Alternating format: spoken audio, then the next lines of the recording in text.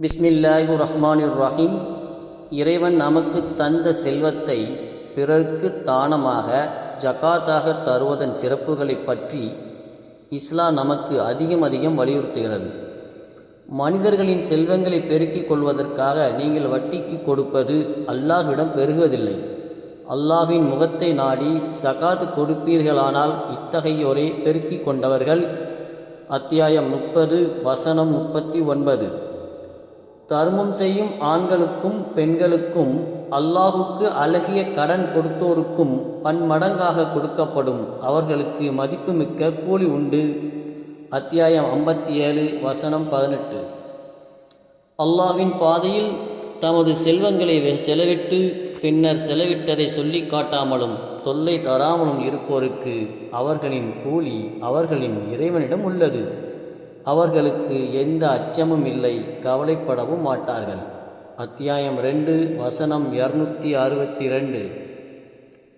நம்பிக்கை கொண்டு நல்லறங்கள் புரிந்து தொழுகையை நிலைநாட்டி ஸகாத்தையும் கொடுத்து வருவோருக்கு அவர்களின் கூலி அவர்களின் இறைவனிடம் உள்ளது.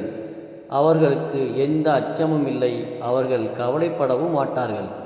அத்தியாயம் 2 வசனம் 277. எங்களுக்கு இவ்வுலகிலும் மறுமையிலும் நன்மையை பதிவு செய்வாயாக, நாங்கள் உன்னிடம் திரும்பி விட்டோம் எனவும் மூசா பிரார்த்தித்தார். என் வேதனையை நான் நாடியோருக்கு அளிப்பேன்.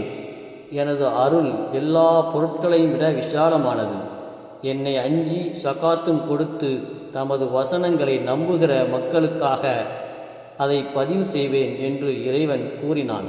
அத்தியாயம் 7 வசனம் 156. நம்பிக்கை கொண்ட ஆண்களுக்கும் பெண்களுக்கும் ஒருவர் மற்றவருக்கு உற்ற நண்பர்கள். அவர்கள் நன்மையை ஏவுவார்கள், தீமையை தடுப்பார்கள், தொழுகையை நிலைநாட்டுவார்கள், ஸகாத்தையும் கொடுப்பார்கள், அல்லாஹுக்கும் அவனது தூதருக்கும் கட்டுப்படுவார்கள். அவர்களுக்கே அல்லாஹ் அருள் புரிவான். அல்லாஹ் மிகைத்தவன், ஞானமிக்கவன். அத்தியாயம் 9 வசனம் 71. தொழுகையை நிலைநாட்டுங்கள், ஸகாத்தையும் கொடுங்கள், இத்தூதருக்கும் கட்டுப்படுங்கள், நீங்கள் இதனால் அருள் செய்யப்படுவீர்கள். அத்தியாயம் 24 வசனம் 56. அஸ்ஸலாமு அலைக்கும்.